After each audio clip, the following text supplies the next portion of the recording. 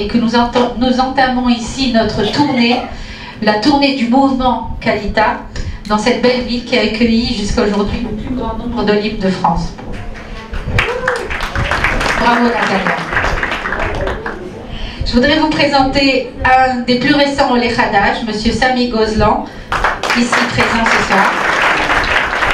Vice-président du Consistoire de Paris, président du Bureau national de vigilance contre l'antisémitisme.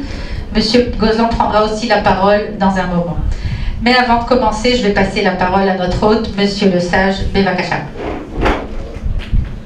Merci. Messieurs les présidents d'associations, mesdames, messieurs, très chers amis, je vais parler plus fort, ne vous inquiétez pas, ça va monter très vite. En tout cas, le centre communautaire francophone de Natania, Echad Eitan, est très heureux de vous accueillir et d'accueillir l'association Kalita, et surtout, je dirais, de participer à une initiative que nous soutenons et que nous partageons en termes d'objectifs. Donc, le fait d'avoir prêté main forte d'une façon indirecte à cette association est pour nous une source de joie. Et donc, je veux aussi par là remercier tous ceux qui ont contribué à mettre en place c'est un travail, à réaliser tout ce qu'il fallait pour que cet accueil se fasse dans les meilleures conditions. Alors, le hasard du calendrier a voulu que cette réunion se tienne à un moment donné où dans la Torah nous parlons d'un sujet qui est très lié à ce que nous allons voir ce soir, c'est la construction du Mishkan, c'est-à-dire la construction de la résidence dans laquelle Dieu doit résider pour être, je dirais, le cœur du peuple d'Israël. Et là-bas, dans la paracha que nous avons lue cette semaine, on nous indique à de nombreuses reprises que les bâtisseurs, ceux qui vont être désignés pour être ceux qui vont bâtir le Mishkan, sont ceux qui doivent avoir une qualité qui est la sagesse du cœur. Et là-bas, mon maître pose la question de savoir qu'est-ce que c'est que cette sagesse du cœur, parce que la sagesse est par excellence quelque chose qui relève du cerveau, alors que le cœur est plutôt le siège des sentiments. Donc comment est-ce qu'on attribue, comment on associe ces deux notions qui a priori sont antinomiques? Alors mon maître explique que si pour toutes les sciences, il suffit simplement de connaître, de savoir, d'apprendre, tout ce qui touche à la sagesse dont la Torah parle, c'est une sagesse qui ne peut pas simplement se cantonner au savoir. Il faut qu'elle pénètre le cœur à un point tel qu'elle exige de s'incarner dans une action.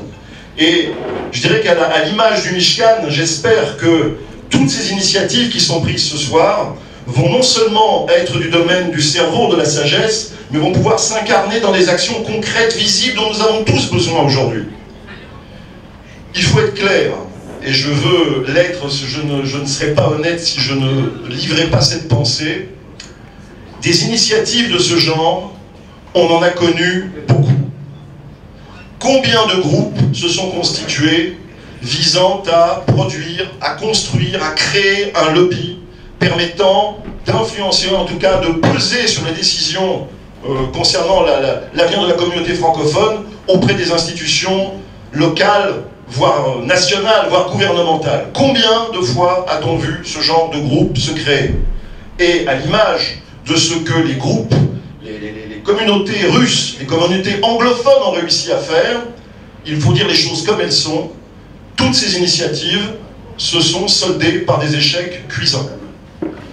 Et ni le niveau, je dirais, de moyens mis en œuvre, ni l'enthousiasme, ni la persévérance, ni l'acharnement de ceux qui en étaient à l'origine n'ont suffi à permettre, en tout cas, que ça devienne autre chose qu'un échec cuisant, et beaucoup se sont découragés de voir qu'effectivement, il y avait derrière tous ces efforts, à chaque fois, la même sentence qui était qu'on n'arrivait pas, comme les autres, à fournir ou à créer un groupe qui était susceptible de peser sur des décisions afin d'améliorer le sort d'une communauté qui en a bien besoin.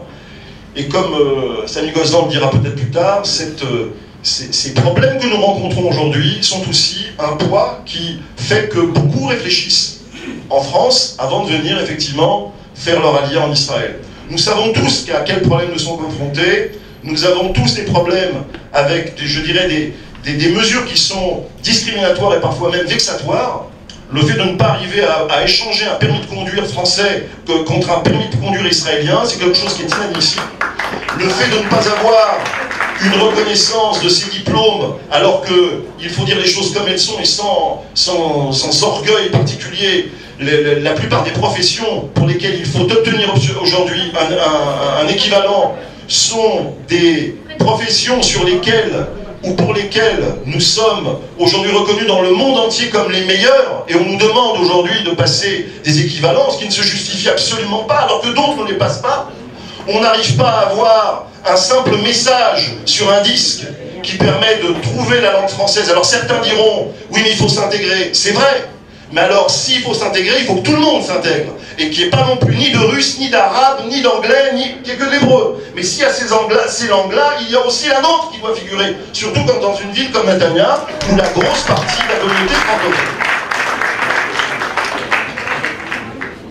Nous avons donc de très bonnes, de très fortes raisons je dirais, d'appuyer tous les mouvements qui peuvent se constituer pour permettre qu'effectivement demain nous ayons un authentique lobby qui se construise pour qu'effectivement nous puissions peser sur les décisions. Les dernières élections locales ont été une véritable honte pour la communauté francophone. On a réussi à se présenter à un nombre de groupes incroyable, on s'est fractionné, incapable qu'on a été de se regrouper pour peser. Ça montre notre grande faiblesse. Et je voudrais dire pour finir, pour mobiliser la parole, mais en tout cas je veux dire pour finir, et je ne serais pas complet dans ce constat si je ne disais pas non plus que la principale raison de nos échecs, elle n'est pas dans les institutions israéliennes qui voudraient résister à nos demandes. Elle est principalement dans l'ego surdimensionné que malheureusement les groupes qui veulent se former ont développé. Il est impossible aujourd'hui d'échapper à la règle, tout le monde veut être calife à la place du calife.